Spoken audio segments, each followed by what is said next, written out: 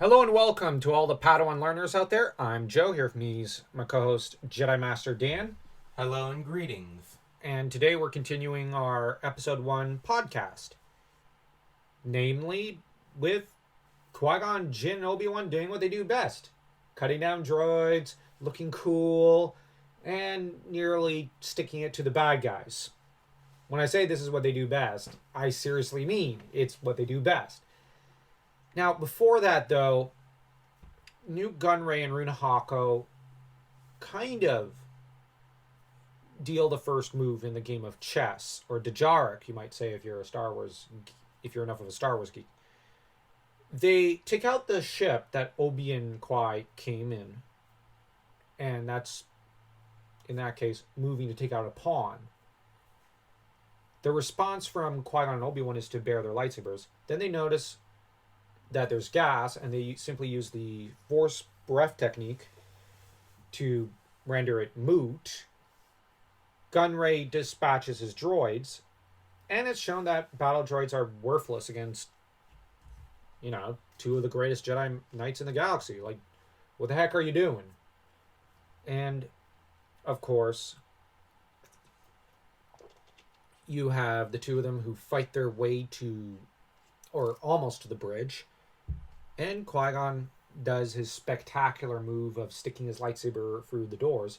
Then the blast doors are used to further seal the two off, along with an extra layer of doors, I think. And it's still not enough, as Qui-Gon is puncturing through.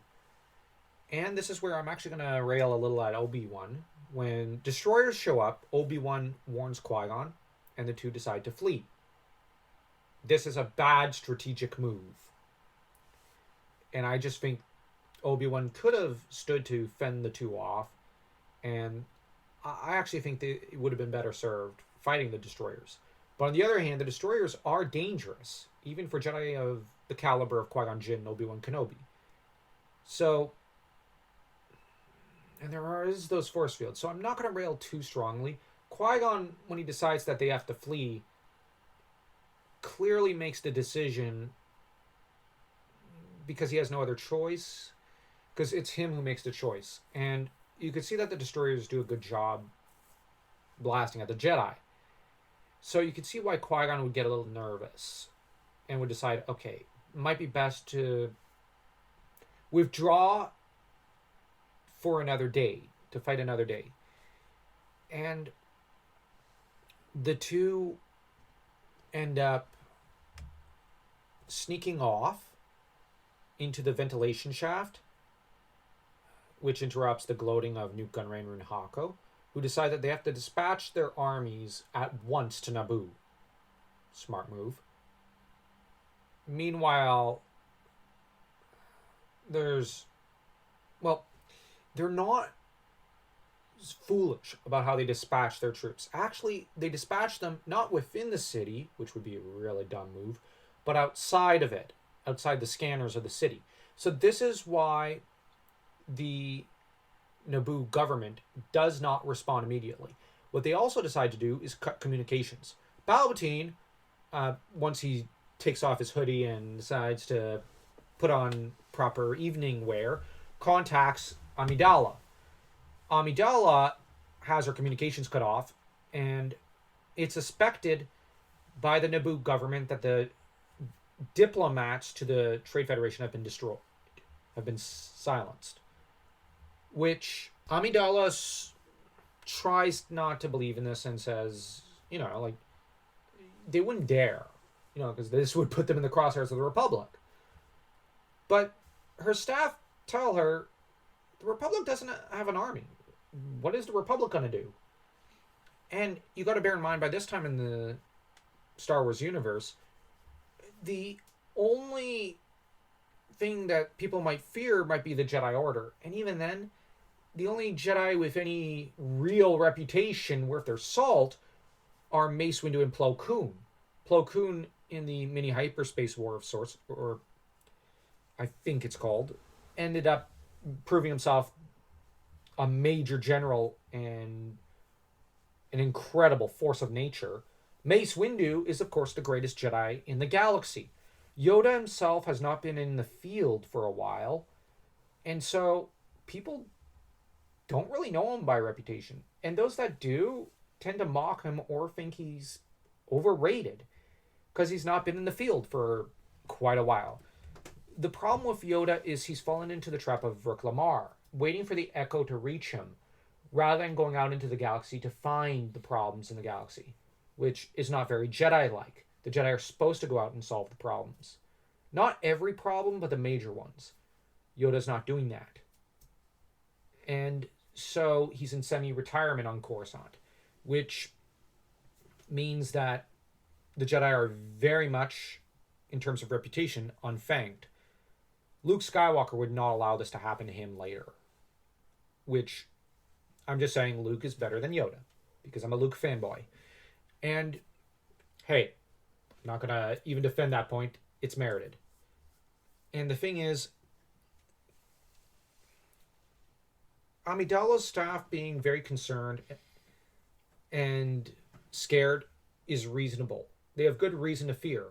The Republic has no means of defending them, has no interest in it, and who knows how long it'll take the Republic to debate this.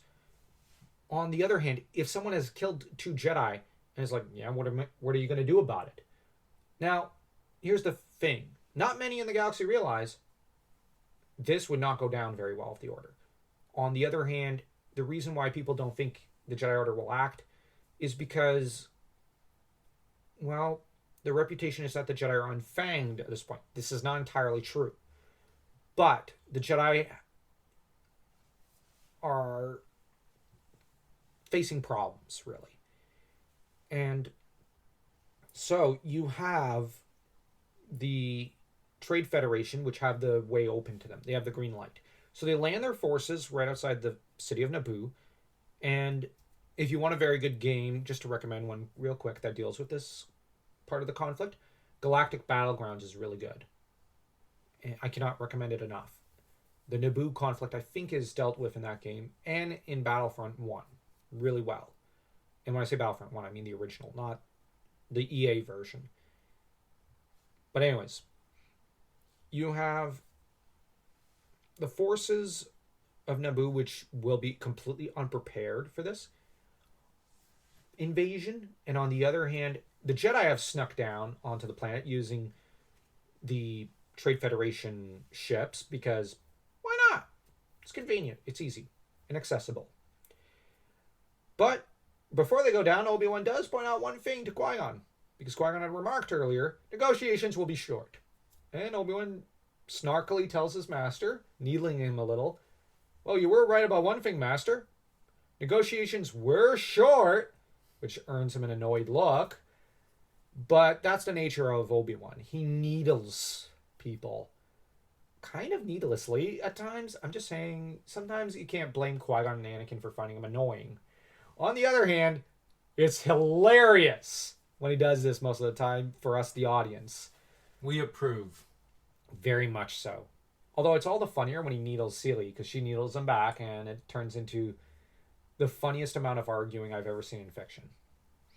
But that aside, once on Naboo, Qui-Gon Jinn will run into Jar Jar Binks. Easily one of the most underrated characters in Star Wars history. And honestly, 20 years ago, he was not even on my radar as an annoyance. I still don't think of him as an annoyance. I think he's hilarious. Same here. I hate R2 and 3PO. They're annoying. And honestly, the only ones who ever made them funny was Spaceballs and Family Guy. But the problem is the two are not funny. I know they're the Greek chorus offering commentary, but we don't need their commentary. As to Jar Jar, he's basically a buffoon and a fool. And he will end up swearing a life debt to Qui-Gon Jinn in time. And Qui-Gon is very horrified by this, suitably so. And upon meeting him, Obi-Wan asks, who is he? And Qui-Gon says, a local. With visible displeasure. And it's going to be Jar Jar who's going to offer to take them to Otogunga, where the original Naboo inhabitants live in exile. You know, the Gungans, because they've been chased out of their original homes for the most part centuries ago by the Nabooans, sadly. But in this case, the Naboo and the Gungans will have to, in time, come together and try to fend off this invasion, which this is later commented upon. But we're not going to get to the arrival in Otogunga quite yet. The actual invasion of Naboo and the visit to Otogunga we'll deal with next time. So don't forget to smash that like and that subscribe button as though you were a Jedi smashing a droid to pieces.